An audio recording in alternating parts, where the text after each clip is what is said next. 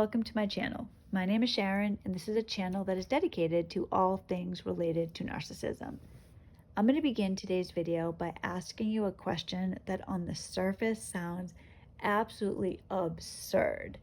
Is the narcissist actually the lucky one? Now, this stems from a conversation I had with Joe over the weekend, and I want you to listen to the video and then tell me, leave a comment. What do you think? Is the narcissist the lucky one? Now, I think it sounds absurd for me to say that because for me to say narcissist, the lucky one, I'm equating something good with a narcissist. Wouldn't it be positive to be the lucky one? If I'm saying that, wouldn't you rather be the lucky one?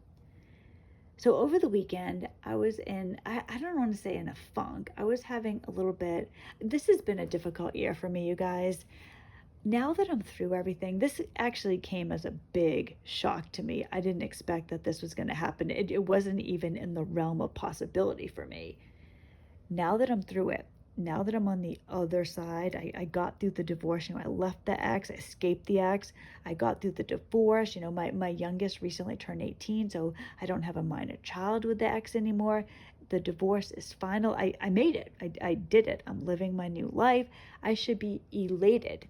And when I was going through it, in the middle of it, when I thought ahead and thought about where I am now, I thought I would be living my dream. I did it. I made it, what seemed impossible. There was a time period when I was still with my ex, when I desperately wanted to leave him, when I desperately did. Oh, you guys, my dream was to get out, and I didn't think I was going to be able to do it. So for me to be able to know, now I did it. I did it. I should be the happiest person who has ever lived, just beaming from ear to ear. I did it. I made it. And that's not happening. No, I wouldn't say that I'm miserable. It's not like that. But what it is, and this came as a shock to me, now that I'm through it, I'm experiencing PTSD. I think it's PTSD. I think everything that I couldn't feel at the time because I was in crisis. It's almost like, you hear people where they break their leg and they're in shock and they're able to run on this broken leg, or they get shot and they can't even feel it because they're in shock. I feel like that's what happened to me. I'm sure that's what it is. Now I'm feeling it. I'm not actively drowning. I'm on the beach. I have a towel around me. I'm okay. There's solid ground underneath me, but I feel like I'm still drowning. And so this doesn't happen all the time, but I'm getting these waves of it. And it happened over the weekend. I was just down. And it wasn't that I was just down, actually. My mind was, I was angry. I was angry with my ex. I was pissed. I was feeling really resentful. How could this have happened? Why did this happen? And I was feeling bad for myself.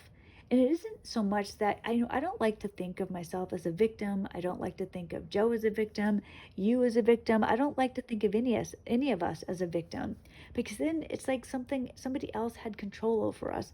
Somebody else made us feel the way that we feel now. And I don't want that. I don't want to be anybody's victim. I want to be a strong, independent person is what I want to be, not the victim of someone. But there's also a reality, and we were victims. We didn't deserve this.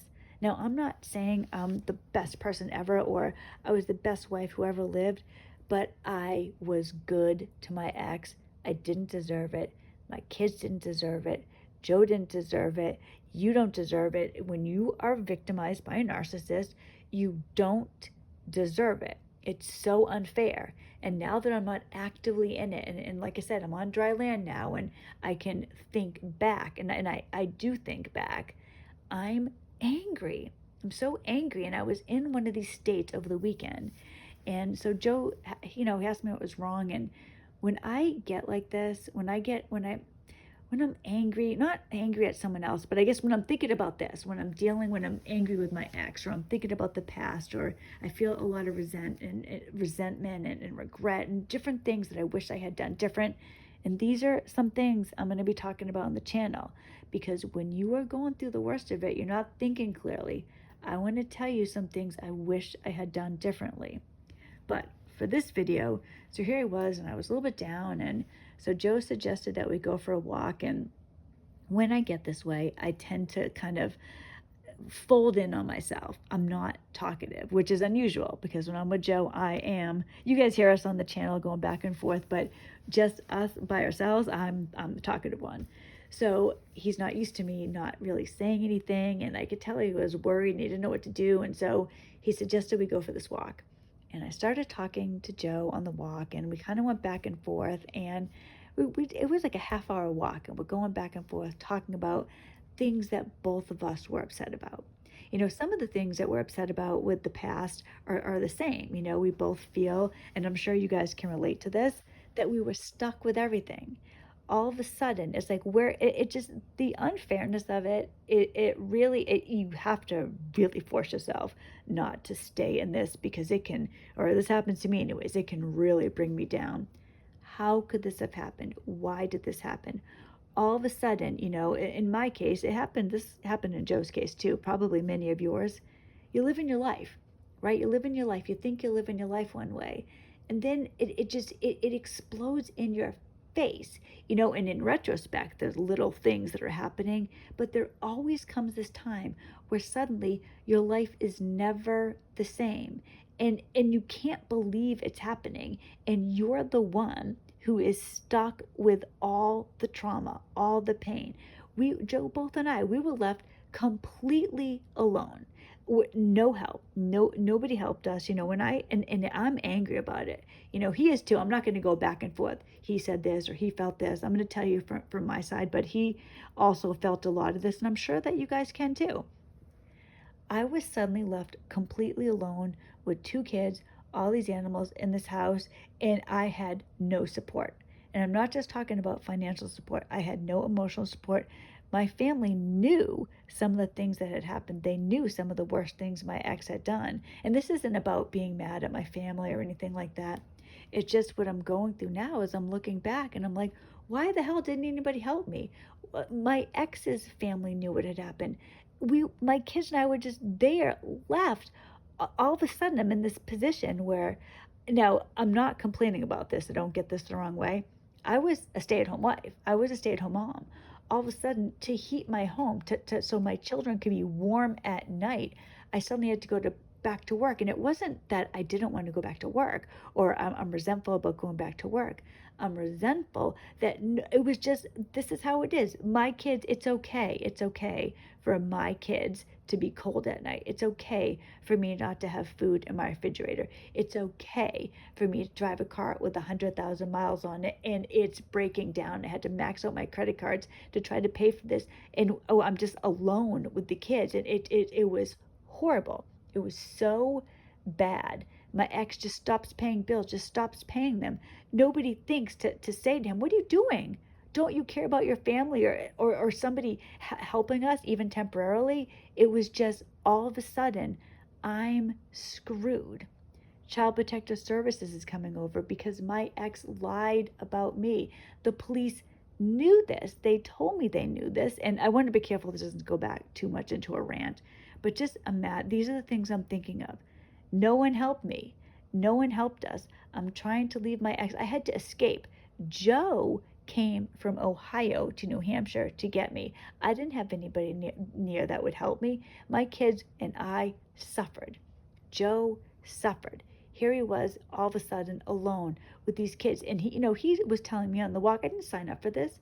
I didn't sign up for this. Where the heck was their mother? All of a sudden, I'm left holding the bag for everything. So at the worst time in your life, just the worst possible time, when you are so desperate for help and support, love, empathy, somebody to care about you, you're completely alone, abandoned by everybody. And I'm feeling pissed about it.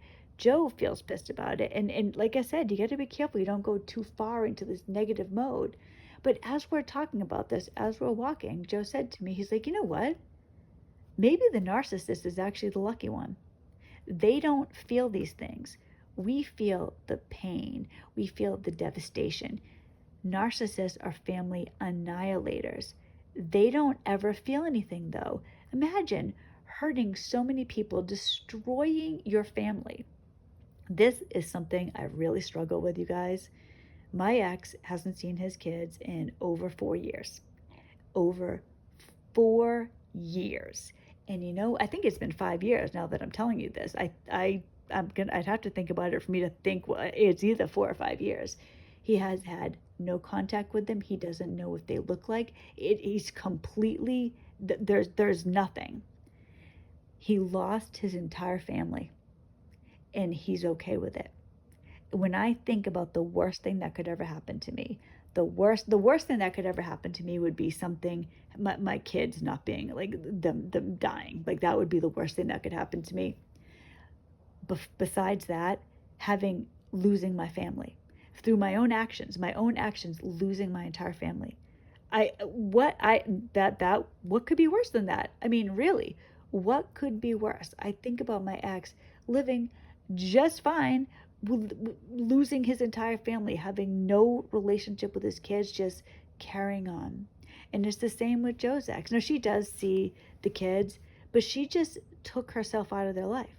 And it was okay. And she lived, and she was okay with it. And narcissists are able to just destroy and carry on. So Joe, his side on this was, you know what? I actually think maybe they are the lucky ones. We're the ones left in pain. We're rebuilding our life. They just walk away. They just walk away. It's like it didn't even happen. So you tell me, I'm sure you can relate to this. I'm sure you understand what I'm saying. If you've been with a narcissist, you know the pain, and you know how the narcissist feels, how they're able to live, what they're able to do. They just carry on. They destroy, then they get up and begin a new chapter of their life, and you and me and Joe, we're left picking up the pieces of somebody else's destruction. So in that way, personally, I do not think the narcissist is the lucky one. The reason I say that is because I truly believe that narcissists are going to hell when they pass on. I believe this. I think they are evil, vile creatures from hell. So I do not think they're the lucky ones. Joe, on the other hand, though, he tends to side in thinking that, you know what? Maybe they are the lucky ones. Maybe they are. They get to avoid all the pain.